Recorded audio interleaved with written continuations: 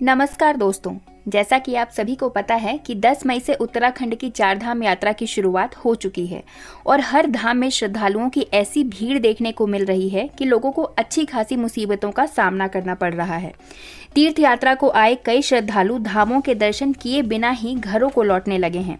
प्रशासन ने अस्थायी पंजीकरण की व्यवस्था भी शुरू की, लेकिन अब तक करीब 4000 तीर्थयात्री ऋषिकेश से अपने घर लौट चुके हैं। चार धाम की सुगम यात्रा के लिए शासन प्रशासन की कोशिशें रंग नहीं ला पा रही हैं।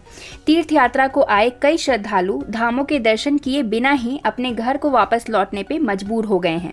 प्रशासन ने अस्थायी पंजीकरण की व्यवस्था शुरू तो की थी, लेकिन अब तक करीब 4000 तीर्थयात्री ऋषिकेश से वापस अपने घरों को लौट आए। लौटने वाले तीर्थयात्रियों का कहना था कि उत्तराखंड में पहुंचने के बाद भी धामों के दर्शन को ना कर पाना उनका सबसे बड़ा दुर्भाग्य रहा। ये उनके जीवन का सबसे बुरा अनुभव है। आपको ये बता दें कि ये लोग अस्थायी पंजीकरण के लिए रोके गए थे, लेकिन फिर बाद में ये व्यवस्था भी बंद कर दी गई। ऑफलाइन रजिस्ट्रेशन बंद होने पर ऋषिकेश में रोके गए करीब 12000 तीर्थयात्रियों को धामों के दर्शन कराने के लिए प्रशासन ने अस्थायी पंजीकरण की व्यवस्था की थी। प्रशासन की योजना थी कि अस्थायी पंजीकरण कर इन यात्रियों को धामों के लिए रवाना किया जाएगा, लेकिन ऐसा कुछ नहीं हो पाया। सोमवार शाम करीब 5 बजे प्रशासन ने अस्थायी पंजीकरण की व्यवस्था भी बंद कर दी। ट्रांजिट कैंप प्रशासन के मुताबिक 12000 के सापेक्ष 6000 यात्रियों का ही अस्थायी पंजीकरण कराया जा सका। शेष 6000 में से करीब 4000 तीर्थयात्री बिना दर्शन के लौट गए हैं। करीब 2500 तीर्थयात्री अभी भी ट्रांजिट कैंप परिसर व धर्मशालाओं में रुके हुए हैं। प्रशासन ने 31 मई तक ऑफलाइन रजिस्ट्रेशन बंद रखने का निर्णय लिया है। ट्रांजिट कैंप में रुके इन यात्रियों में से करीब 800 यात्रियों ने ऑफलाइन रजिस्ट्रेशन शुरू होने तक यहीं रुकने का प्रण लिया है। लोगों का ये कहना है कि वो ऑफलाइन रजिस्ट्रेशन शुरू होने का इंतजार करेंगे। प्रशासन का कहना है कि इन यात्रियों के ठहरने और भोजन की व्यवस्था कर दी गई है। ऐसे तो उत्तराखंड चारधाम यात्रा जोरों शोरों से चल रही है। ऐसा नहीं है कि लोग वहां दर्शन नहीं कर रहे हैं। हर धाम में हजारों की संख्या में लोग हर दिन पहुंच रहे हैं और काफी लोग दर्शन भी कर रहे हैं। रजिस्ट्रेशन की अगर हम बात करें तो लाखों की संख्या में रजिस्ट्रेशंस भी अब तक हो चुके हैं। भयानक गर्मी, अचानक मौसम में परिवर्तन और ऊंची चढ़ाई की वजह से श्रद्धालुओं को कई तरह की समस्या का सामना भी करना पड़ रहा है। भीड़ की वजह से कुछ रास्ते में ही लोग फंसे हुए हैं। इतना ही नहीं बल्कि कुछ श्रद्धालु बिना दर्शन के भी अपने घर वापस लौट रहे हैं। सोशल मीडिया पर भी लोगों की भीड़ और सड़क पर लगे लंबे जाम की शिकायत जमकर हो रही है। यात्रियों की सुरक्षा को देखते हुए ही 31 मई तक ऑफलाइन रजिस्ट्रेशन स्थगित करने के निर्देश मुख्यमंत्री ने दिए हैं। मुख्यमंत्री पुष्कर सिंह धामी ने श्रद्धालुओं की सुरक्षा और सुविधा को देखते हुए जनहित में इस निर्णय को जारी बताया है। वहीं 20 जून तक चारों धामों की ऑनलाइन बुकिंग भी फुल हो चुकी है। ऐसे में कुछ यात्रियों को इसकी जानकारी नहीं थी और उन्हें ऐसा लग रहा था कि वो हरिद्वार या ऋषिकेश पहुंचकर ऑफलाइन रजिस्ट्रेशन करा सकते हैं, लेकिन ऐसा हो नहीं पाया। मुख्यमंत्री के निर्देश पर मुख्य सचिव राधा रतूड़ी ने श्रद्धालुओं के लिए एक एडवाइजरी जारी की है, जिसमें उनसे पंजीकरण के बाद ही यात्रा पर आने का अनुरोध किया गया है।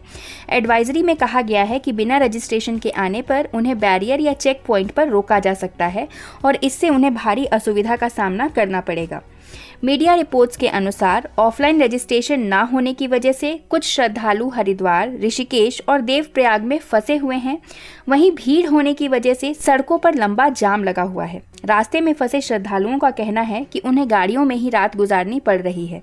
बिना दर्शन के लौट रहे श्रद्धालुओं का कहना है कि उत्तराखंड पहुंचने के बाद भी चार धाम के दर्शन न कर पाना बहुत दुर्भाग्यपूर्ण है। उत्तराखंड में स्थित चार धाम के कपाट खुलने के बाद से मंदिरों में तो जैसे भक्तों का सैलाब आ गया है। चार धाम यात्रा में शामिल हुए यात्रियों को इस दौरान लंबी लंबी कतारों में लगना पड़ रहा है और दर्शन के लिए तो घंटों इंतजार करना पड़ रहा है। ऐसे में कई श्रद्धालु तो यात्रा किए बिना ही वापस लौट रहे हैं और वहीं कुछ लोग दर्शन के लिए काफी परेशानी उठा रहे हैं। भीड़ को देखते हुए प्रशासन ने कई फैसले लिए हैं। कई दिनों तक ऑफलाइन रजिस्ट्रेशन को भी बंद रखा गया है। साथ ही अव्यवस्था और परेशानी के कारण श्रद्धालुओं को बीच में ही रोक दिया गया था। वीआईपी दर्शन पर भी प्रतिबंध लगा दिया गया है और मंदिर परिसर से कुछ दूर तक वीडियोग्राफी पर भी रोक लगा दी गई है, ताकि तस्वीरें लेने के लिए श्रद्धालुओं की भीड़ तीर्थ स्थान पर ना लगी रहे। तीर्थयात्रियों को भीड़ के कारण दर्शन मिलने में समस्या हो रही है। तीर्थयात्री अधिक भीड़ के कारण स्वास्थ्य समस्याओं से भी जूझ रहे हैं। भीड़ में फंसने से श्रद्धालुओं की मौत का भी मामला सामने आ चुका है। चार धाम यात्रा के लिए उमड़ी भीड़ के कारण उत्तराखंड में यातायात व्यवस्था ठप हो रही है, जिसकी वजह से 2 या 3 दिन के लिए आने वाले यात्री बिना पूरी यात्रा किए वापसी कर रहे हैं। पर्यटकों के कारण होटलों में कमरे भी नहीं मिल पा रहे हैं। ऐसे में यात्रियों को ठहरने या रात गुजारने की सुविधा नहीं मिल पा रही है। चार धाम यात्रा के दौरान भीड़ की जिस तरह की तस्वीरें सामने आ रही हैं, उसे देखकर श्रद्धालुओं के मन में ये सवाल होगा कि चार धाम यात्रा पर जाने का सही समय क्या है। तो अगर आप भीड़ से बचना चाहते हैं तो फिलहाल कुछ वक्त के लिए चार धाम की यात्रा का प्लान तो आप मत बनाइए। जुलाई या अक्टूबर तक चार धाम यात्रा पर जाने की योजना बना सकते हैं। इसके लिए भीड़ को देखते हुए ही रजिस्ट्रेशन कराएं। चार धाम यात्रा के दौरान अत्यधिक भीड़ बढ़ने से प्रशासन को भी परेशानी हो रही है।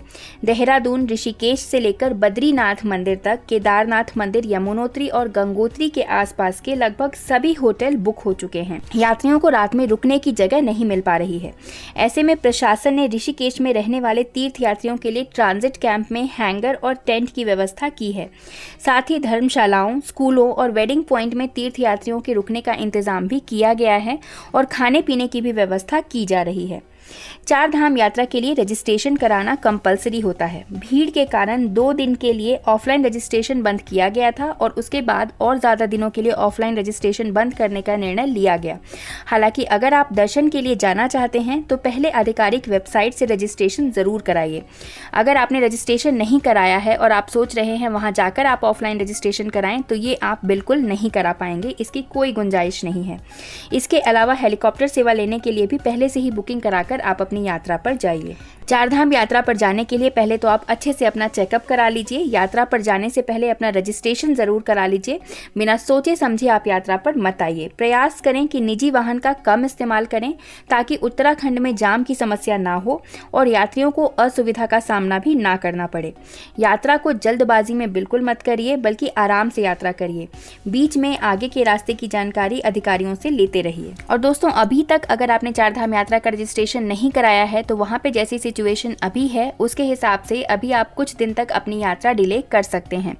आप चाहें तो सितंबर या अक्टूबर महीने में अपनी चार धाम यात्रा का प्लान बना सकते हैं। क्राउड आपको तभी भी मिलेगा, लेकिन जो हालत अभी है वैसी हालत नहीं होनी चाहिए। उससे कुछ सुधार ज़रूर हो जाएगा।